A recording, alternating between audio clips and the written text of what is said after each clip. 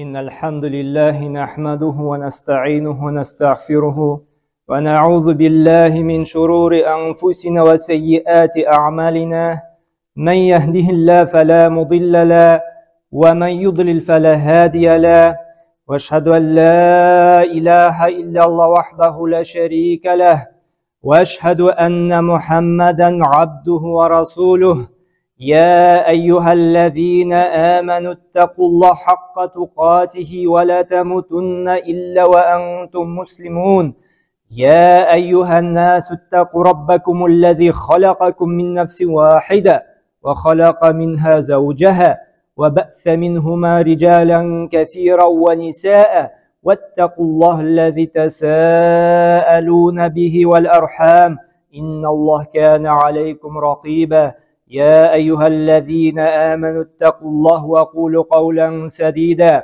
يصلح لكم أعمالكم ويغفر لكم ذنوبكم ومن يطع الله ورسوله فقد فاز فوزا عظيما أما بعد barcha maqtov hamd sanalar bizni yo'qdan bor qilib barcha ne'mat berib turishi shu alamlarning idarachisi bo'lgan Robbimiz bir Allohga g'ina tegishli bizga shu jannat yo'lini ko'rsatib qoldirgan bizga halal bilan haromni ayirib ayratgan suyukli payg'ambarimiz sallallohu alayhi vasallamning ruhina hammaning ahli baytina oilasina salovat shariflar borib erishsaydi hamna alhamdulillah deb Allohga tag'in bir maqtov bo'lsin deb aytamiz.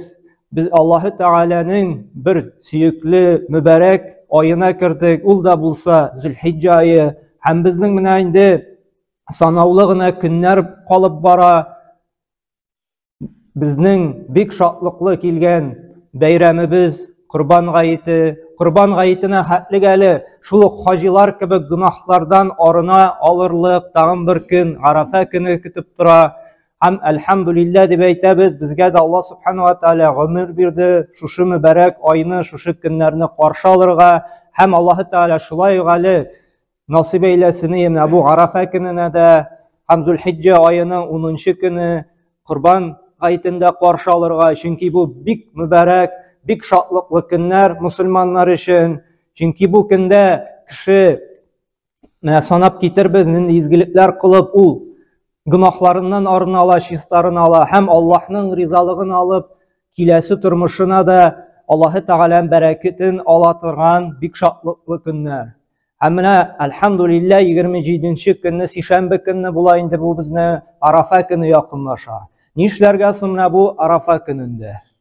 Payg'ambar sollallohu alayhi vasallam aytdi o'zining bir sahih hadisida kimda shu Arafa kunina erishibdi, hojda bo'lmagan ravishda, chunki hojda bo'lsalar endi u kishilarga kirisincha endi ro'zati to'qiblanmay, chunki hojilar bu vaqtda Arafa yerligida bir qatı duo qilib bilan mashg'ul. Amalarning kishi hujjatligi, tirishligi bo'lsin uchun ularga ro'zati to'qib ko'rilmay. Ammo kim hojda tugil, mana bizning shekillarga endi kim hojga bora olmadi, shu Arafa kunida nechik mana hojilar duo qila, yalvara, "Ey Robbim, gunohlarimni yorliqlasang, kechirsang" deb bizda shulay gunohlardan orina shislarini olamiz ekan. Ham payg'ambar sollallohu alayhi vasallam aytdi, kimda kim shu Arafa kunina erishibdi, hojda bo'lmagan kelishdi. Shu bir kun ro'za tuta ekandi. U o'tgan yildagi gunohlari ham kelasi yil gunohlaridan shistarini orinardi. Qarag'iz, bari tik bir kun ro'za. Bir kungina. Ayye jaykini endi azrak kimgadir og'ir bo'lirga mumkin endi. Ammo alhamdulillah Alloh taolo kunlarida salqin aytib qo'ydi, shulay bet issi tugil bek ishasida kelmay bizga zo'r fursat bo'lib tura. Mana o'tgan yildagi ham kelasi yildagi gunohlardan orinadi. Chunki birimiz farishta tugil. Har biri bizni kimchiliklar, yetishsizliklar bor. Shulay bit o'zimizni bek aqlliga, minliga sanab yursak-da, har birimizda nindidir kimchiliklar bor. Ham bizga zo'r mumkinchilik, fursat bor. Shu pishroqlikdan deyik, shu gunohdan, shu buzuq amallar bizdan orinirga, shistarinirga. Bor etib bir kun ro'za tutib. Ham shunda shu kunga erishib g'afillikda bo'lib, ro'zada o'tkazmaymiz ekan, bek zo'r yo'g'altida, hasratda bo'lashamiz. Ayye kim g'uzurli bo'lsa endi ikkinchi siylashuv. Chunki kimdir авырту сәбәпле, сәламәтлеге мөмкинчелек бирмәскә мөмкин. Бу вакытта монсы инде Аллаһы Тәгаләгә калдырабыз, бу гозерле була. Әмма сәламәт килеш, ураза тота ала, бернинди каршылык юк. Сәламәтлеге дә менә дигән ыжгырып тораймы, мөһим сәфәргә дә чыгасы юк. Шундый мөмкинчелек белән дә Арафа көнен уразадан үзен мәхрүм итә икән, бик зур югалту да булачак. Әле икенче Арафа көне хәтлек яшибезме бер Аллаһ белән. Һәм икенче тагын безнең бер шатлык бар. Ул да булса инде гает. Ул да булса бәйрәм. Әйе, кызганычка каршы без инде менә бу 70 ел атеистик шырында яшәп, дингә нәфрәт уятып, без инде үзебезнең гореф-гадәтләрне күпмесендер оныттык. Ниндидер теге дини бәйрәмнәргә инде җиңел карау, шулай ук теге западный идеология, кинолар аша бит инде күрсәтәләр. Кызганыч, менә без шит милләт, шит гореф-гадәтләрне күтәреп алабыз, шит бәйрәмнәрне. Ял итәбез имә, гаиләләр белән җыелышабыз, салютлар атышабыз, бүләкләр биришәбез. Әмма безнең милләттә булган, безнең динебездә булган бәйрәмнәрне күтәрмибез дә, зурламибыз да, бүләкләр дә бирешмибез. Гомумән бәйрәм хисе юк. Кыймак ашаудан ары китмибез. Бу бик зур җитешсезлек. Чөнки әгәр дә без хакыйкый мусульманнарды, без тақва дип әйтәбез икән, без шушы Аллаһы Тәгалә безгә билгеләгән мөбарәк бәйрәмнәребезне күтәрергә тиешбез. Ничек итеп, бәйрәм итеп, гаилә белән, туганнар белән йөришеп, бүләкләр биришеп, бәйрәм хисе булырга тиеш. Бүгенге көндә ничек кыймак ашыйлар да эшкә китәбез. Кайсыбызны менә башка бәйрәмнәрдә, шундый зур бәйрәмнәрдә эшкә чыгып анда эшем бар әле дип биргән бар. Юк бит. Көне буе әзерләнәбез, кемдер салат ясый, кемдер бәрәңгесен турлый, кемдер анда ашын пешерә, ирен кибеткә җибәрәләр. Үзебезнең милләттә, халкыбызда булган бәйрәмгә хөрмәт юк. Һәм Аллаһ Субханаһу ва Тәгалә нәрсә ди? Карагыз. Ва ман ю'аззим ша'аириллаһи фа иннах мин тaqвал кулуб. Кемде Аллаһы Тәгаләнең йолаларын ди зурлый икән ди, менә шушы бәйрәмнәрне өскә күтәрә икән, зурлый икән ди, белегез ди, бу тaqвалык калбның сәламәт булуының бер билгесе ди. Бу тaqвалык билгесе ди. Әгәр дә шушы бәйрәмнәрне олылый икән, бәйрәм итә икән, бүләкләр бирешә икән, йөришә икән, шатланыша икән, салютлар ата икән. Һәм үзебезгә карыйк шуннан. Шуңа күрә безгә, балаларыбызга да, туганнарыбызга да күрсәтик шушы бәйрәм хисен. Җитте Западтан килгән башка милләтнең бәйрәмен күтәреп, үзебезнең бәйрәмне санга да сукмаска. Аллаһ Тәгалә әйтә нәрсә ди? Кем йоласын күтәрә, менә бу күрсәтә ди, тaqвалык, Аллаһның ярату билгесе ди. Ул бәйрәм гади генә бәйрәм түгел. 7 кат күк өстеннән Аллаһы Тәгалә безгә йөкләгән бәйрәм ул. Һәм шушы бәйрәмнәр дә гади генә күңел ачу белән түгел әле. Карагыз, ислам диненең күркәмлеге, бер-береңә ярдәмлеге, менә нинди генә бәйрәмне алмасын ислам динендә.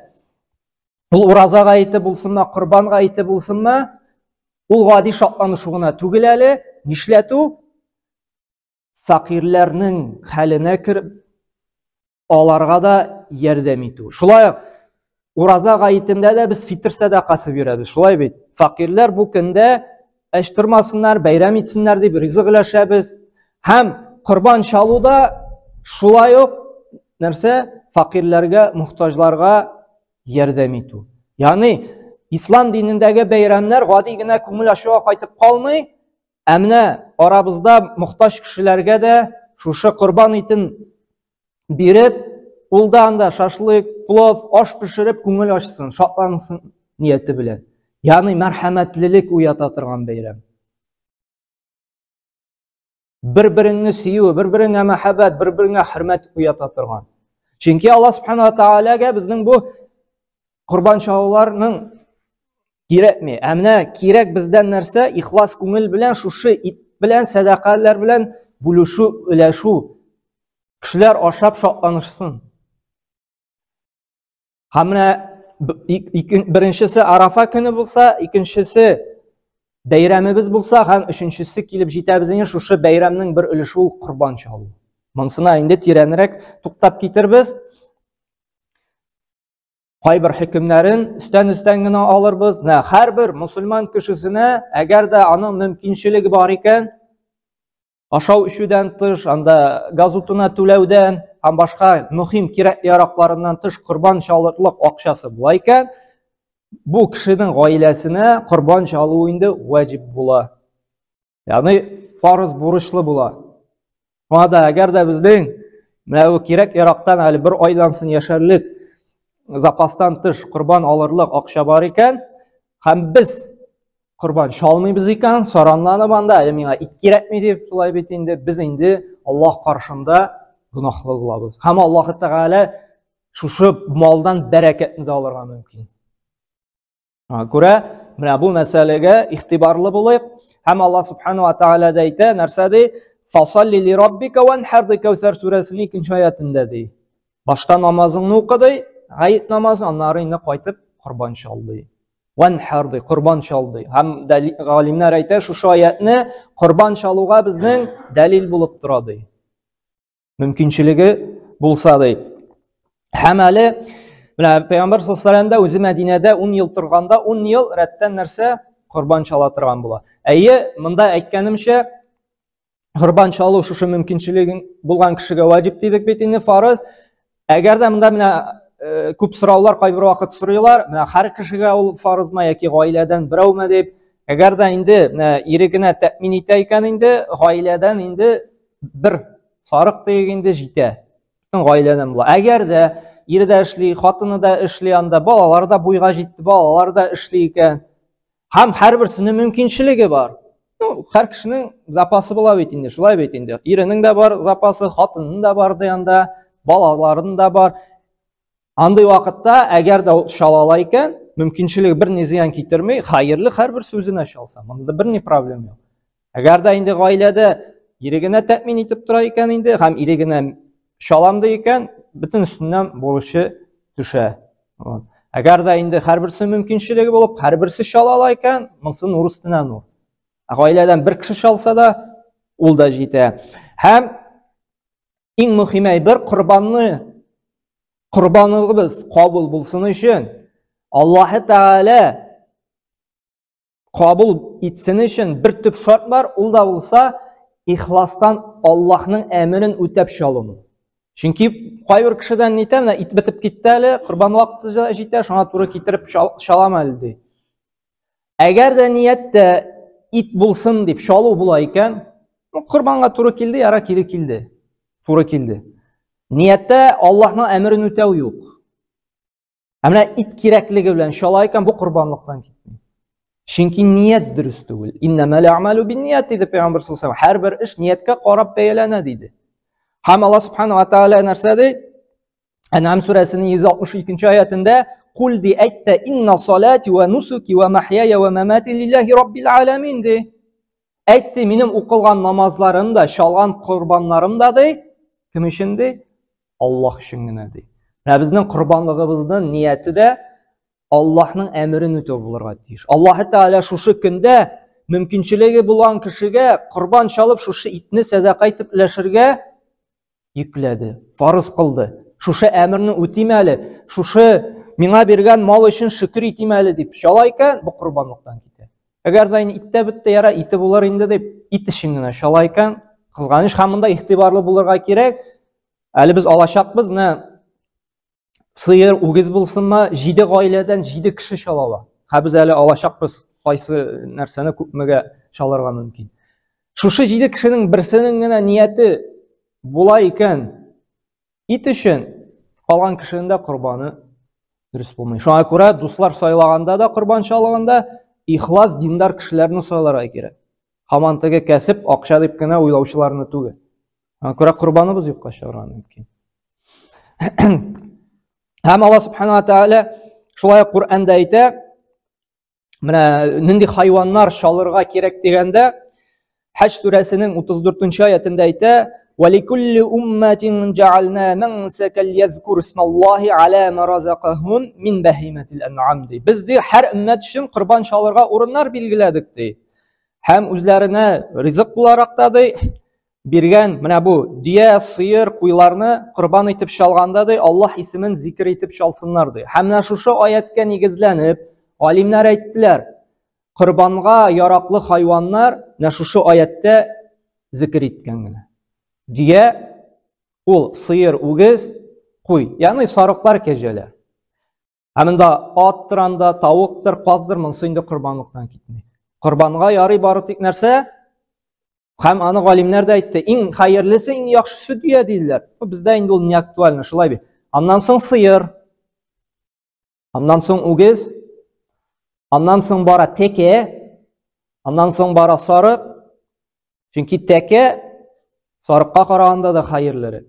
Аннан соң сарыктан соң бара кәҗә. Һәм монда икенче мәсьәлә яше буенча. Белдек кәненди хайваннар корбанга чалынырга кирәк.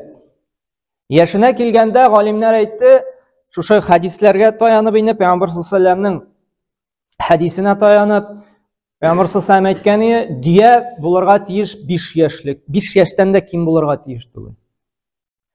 Сыер, үгез 2 яшьтән дә ким булырга тиеш түгел. Сарык, тәкә, кәҗә 1 яшь. Кәҗә инде ким дигәндә 1 яшь булырга тиеш, кәҗәне 1 яшьтән дә кимне чалырга ярамый. Әгәр дә тәкә, сарык таза була икән, 1 яшьлек сарык тәкә шикелле икән, бу вакытта рөхсәт ителә 6, 7, 8 айлык тәкәләрне, сарыкларын да чалырга. Әмма 6 айдан да ким булырга ярамый. Менә шушындай хайваннарны инде без нәрсә корбанлыкка чала алабыз. Һәм ярар таптык янда сарык яки сыер, ул тулысынча сәламәт булырга тиеш. Әгәр дә менә хадис алабыз, нинди кимчилек булса, ул хайванны корбанга чалырга ярамый. Бу хадис безнең Абу Дауд җыентыгында килә торган сахих хадис. Пәйгамбер саллаллаһу әйтте: "Арбаун ла таҗузу фи адахиди", фaqala ди, һәм 4 төрле хайванны ди корбанлыкка чалырга ярамый ди. Иң беренчесе ди, әгәр дә корбанлык 1 күзе генә булса ди. Ну, берсе авырта, имгәнгән, 1 күзе белән генә йөри ди. Я капланганнан да, я чыккан ди, сүзешеп ярамый. Икенчесе нәрсә ди? Әгәр дә ди авыру булса ди. Авыру менә, йөрми дә ул, ашамый да. Билгелеп тора бит инде, хайван кайсысы сәламәт, кайсысы авыру. Авыру булса ярамый ди. Һәм өченчесе нәрсә ди? Аксак булса ди. Аксак икән ди, менә 3 аякта гына йөри икән ди. Берсе я сынган дигәндә, я имгәткән ди, аксап кына йөргән. Шулай ярамый ди. Һәм инде бик каты ябык булса ярамый ди. Сөякләре генә күренеп тора, шулай бит инде. Шушындай хайваннарны ярамый чалырга. Ягъни сәламәт булырга тиеш. Әгәр дә анда әзрәк кенә мөгезе сынгандай, яки кылагы жыртылгандай, яки бер теше юкты янда, яки койрыгының бер җире инде үзелеп төшкәндәй, бу инде корбанлыкка санала, ярый, әмма мәкрух булып тора инде. Теге сәламәт булса, сәламәтен алу хәерле. Әгәр дә юк икән инде бердә таба алмадың, мондый да ярый. Ягъни корбанлыктан китә, әмма хәерлерәк, тулырак сәламәтлек булган корбанны алсаң инде. Һәм монда корбан итен ничек бүлергә? Монда инде төп менә шулай бүлергә кирәк дигән кагыйдә юк, әмма галимнәр шушы хадисләргә таянып әйтәләр инде, хәерлерәк инде 3кә бүлергә дип. Бер өлешен үзеңә калдырырга, шушы бәйрәм итәргә бит инде, плов пешерәсеңме, шулпа пешерәсеңме, шашлык пешерәсеңме, икенче өлешен күрше туганнарга, һәм өченче өлешен инде фақир мохтаҗларга. Һәм алимнәр әйтә, әгәр дә кеше мохтаҗрак икән инде, әмма әлхәмдулилlah корбанлык менә мөмкинчелеге булды, ярый үзенә дә калдырырга ди, тулысынча әйтне, проблема түгел ди, гынаһ булмый ди. Ярый дип бер өлешен үзенә калдыра, бер өлешен мохтаҗларга өлешсә дә ди, монда да гынаһ булмый. Әмма хәерлерәк, саваплырак инде бүлешү, чөнки корбанның бит инде аның максаты садака бирү, өләшү, юматлыкка чакыру. Һәм хәтта әйтәләр, менә бит инде корбан ул садака, шулай бит, ит белән бүлешү. Әмма шуңа карамастан, мәсәлән, корбан 10 мең тора ди. Сарык, тәкә. Шушы 10 меңне садақа итеп бирүгә караганда, корбанны, шушы тәкәне шалып, итен өләшү күпкә хәерлерәк, саваплырак, әҗерлерәк. 10 мең акчага бирүгә караганда. Вроде кайбер кеше 10 мең файдалырак, шулай бит инде, зур акча бит инде. Әмма шушы корбанны шалып өләшәсең икән, Аллаһ Тәгалә сиңа әҗерне күбрәк бирә. Шуңа күрә корбан шалу күпкә хәерлерәк акча белән садақа бирүгә караганда. Һәм бик мөһим мәсьәлә, хәзер инде корбан шалуның кайбер әдәпләрен алырбыз. Бик күбебез җиңел карый бу мәсьәләгә инде. Корбан шалганда аның бар әле әдәпләре дә. Менә шушы әдәпләрне без үтибез икән, шулай ук безнең корбаныбызның әҗрен, дәрәҗәсен күтәрә, әҗрен арттыра. Ул да булса хайванны газапламыйча шалу.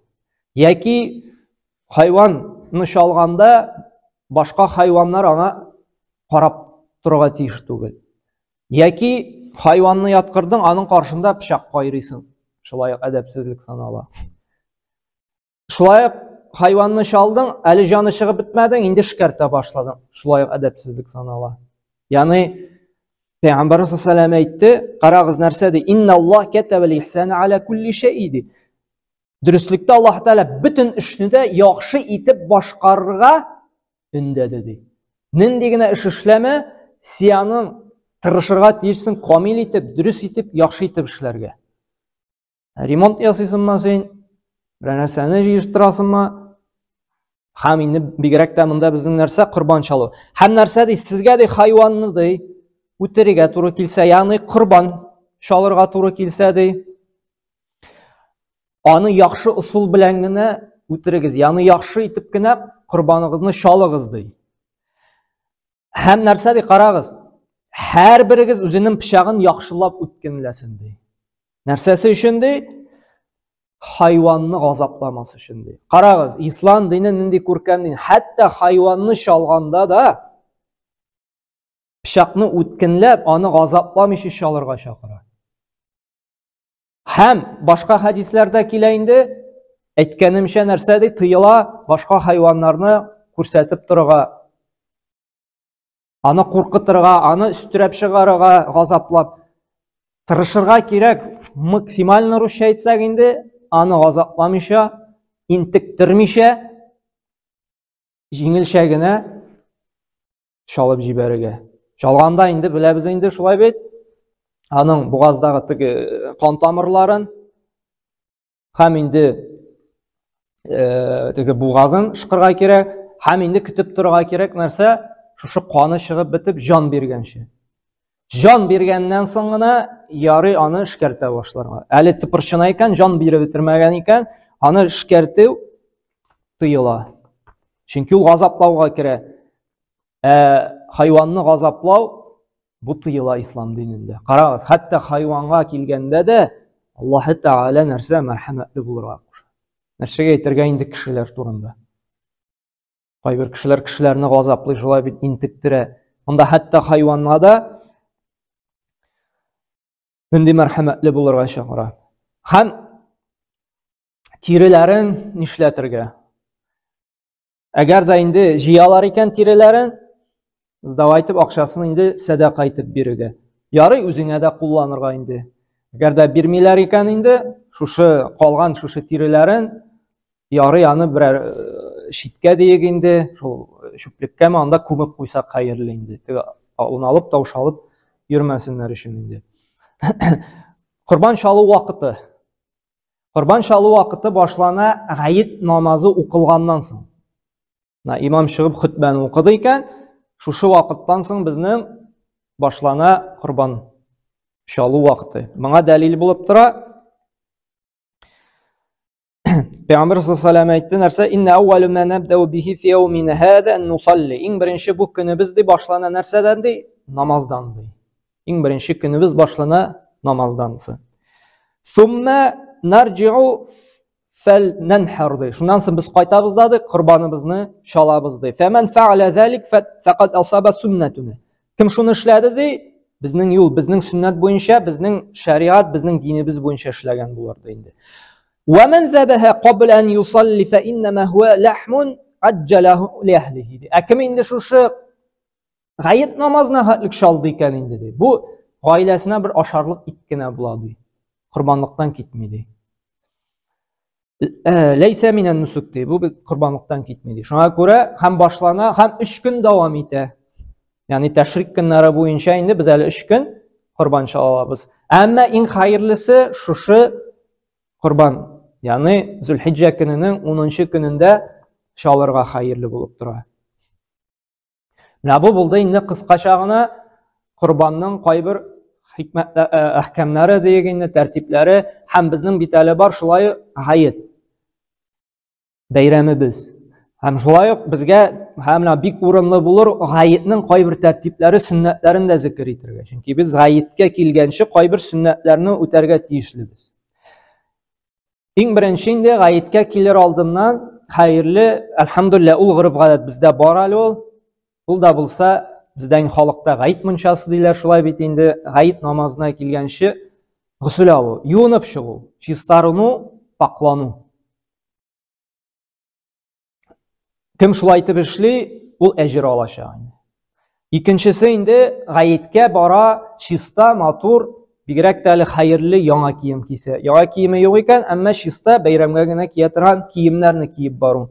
İş kiyiminden tuğul, işi alında yeritirgan. Hem çista pak kiyimden kilo. Bu ikinci tertibi, ikinci sünnet bulup dura. Hem iden çıkıp gitkenler tekbir aytıp baru. Yani biz tekbirler turunda sileşebiz. Bizim bir tane tekbir mukayyid, tekbir mutlak var. Alar turunda da sileşebiz. Ha göre iden çıkıp gitkende Allahu Ekber, La ilahe illallah, Allahu Ekber, ve lillahil hamd bulduralganca Kur'an boyunca tekbir aytıp baru. Elhamdülillah ul gırıf gadet ali avullarda ez bulsa da soqlaga şulay bil. Qaybir avullarda kızganı şul bitti. Elhamdülillah qaybir ali avullarda ul bara babaylarımız aytıp kile. Ama her birimiz jiyılışıp manda ki ayrım mana şulay aytıp tekbir aytıp barsak ileri bizden bu şulay bir sünnetni bir hayırlı amelini ötev bular. Hem 4. sünneti bulsa gayetke hayırlı jiyav kilu. Jiyav baru. Niçin hikmeti? Çünkü aytıp turabız, tekbir aytıp bara, jiyav baranda kubrek tekbir aytala. Hem nişli kurşiler, dostlar şığa bitinde bara selamlaşa, selamu aleyküm, selam aytul gadigen aysenler şu tugul, dua kulu. Allah Teala'nın iminligi, rahmeti, bereketi bulsun edip, hem nişli beyram bilen kutlu. Hatta beyram bilen kutlauda gadigine kutlav tugul, enerse izgilik dilev. Nişe gitip de kabalallah minne ve minkum. Allah Teala sizden de bizden de kabul kılsın deyip. Ama indi bu bizden kılınaşak, aytileşek indi hayırlara indi nerse kurban çalganlansın. Çünkü bir tane biz kurbanını çalmadık, şulay bir nerseni kabul ettirge. Kurbanını çalgaş, kurbanlarımızını kabul etsin Allah Teala. Hatta şu kutlauda nerse izgilik dilev. Qaybir galimler ayta, hatta gayetke bargançı da yarı kutlarga dip. Çünkü bitinde Arafa gününde urazat tutabı şulay bit. Zülhicce ayının 1. gününde izgilikler kılabız. Hem tilibiz Allah Teala sizden de bizden de şu izgiliklerini kabul kılsın dip.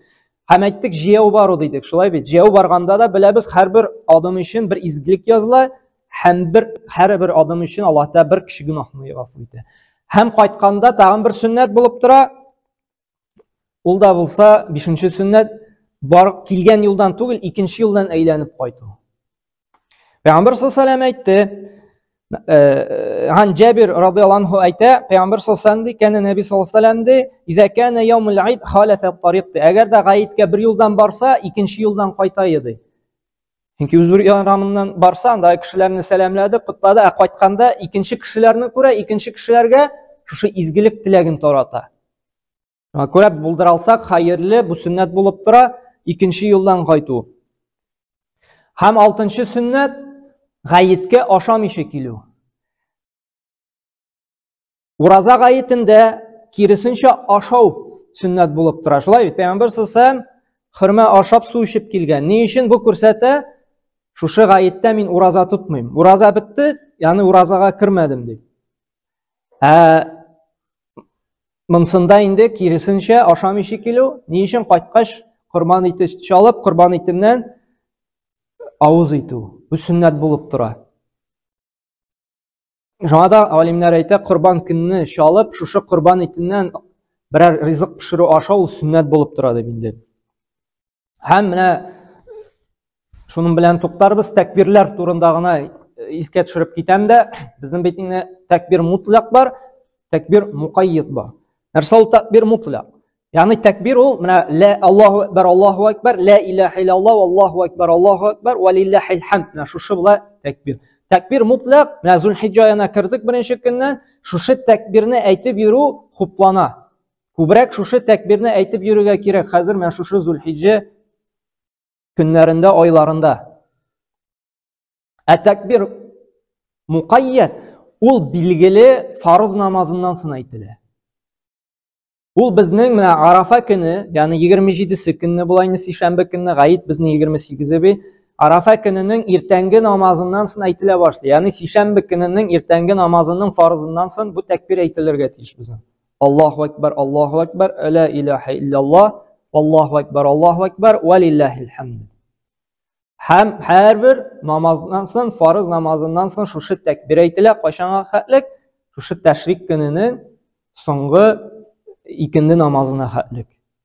Тәшрик көннәре беткәч инде 11-12-се инде 13 шушы тәкбир әйтүдән туктыйбыз. Ягъни һәрбер фарыз намазыннан соң без хәзер нишлибез? Тәкбир әйтәбез. Әле шушы Арафа көненә җиткәнче инде иртәнге намазга хәтлек без ирекле. Biz әйтә алабыз. Мәчеткә барганда да, мәчеттән кайтканда да, нидер эш эшләгәндә дә, зикрләрне, дугаларны әйтеп бетергәч тә шушы тәкбирне әйтеп утыра алабыз. Чөнки Зулхиҗҗа аеның беренче 10 көнлеге күбрәк нәрсә? Изгелек кылу. Зикр әйтү, дуга кылу, Кур'ан уку, садака бирү, ураза тоту һәм башкалар. Һәм менә шуңа күрә, һәм моңа дәлил булып тора, Бакара сүрәсенең 203-нче аятында да Аллаһ Субханаһу ва Тааля әйтә: "Вазкуруллаһ фи айямин маъдудат". Билгеле көннәрдә Аллаһны зикр итегез ди. Билгеле шушы Зулхиҗҗа көннәрендә, бигрәк тә инде шушы Арафа көне, Курбан чала торган көннәр, тәшрик көннәре күбрәк Аллаһны зикр итә торган, Аллаһ Тааляны улуглый торган, Аллаһу акбар, Аллаһ иң биеге.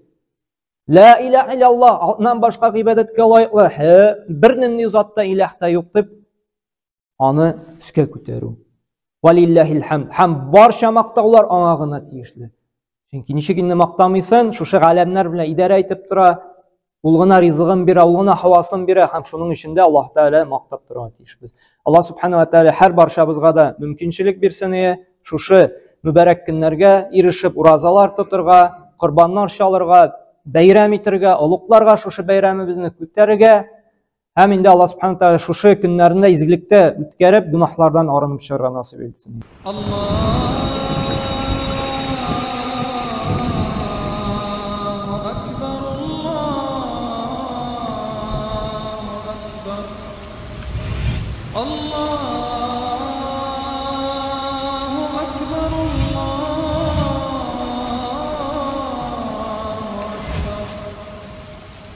أشهد أن لا إله إلا الله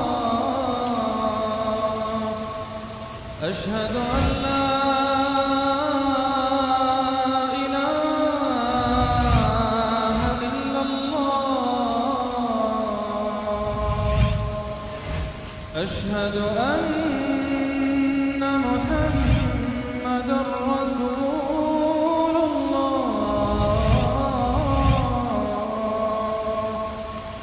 أشهد أن محمد رسول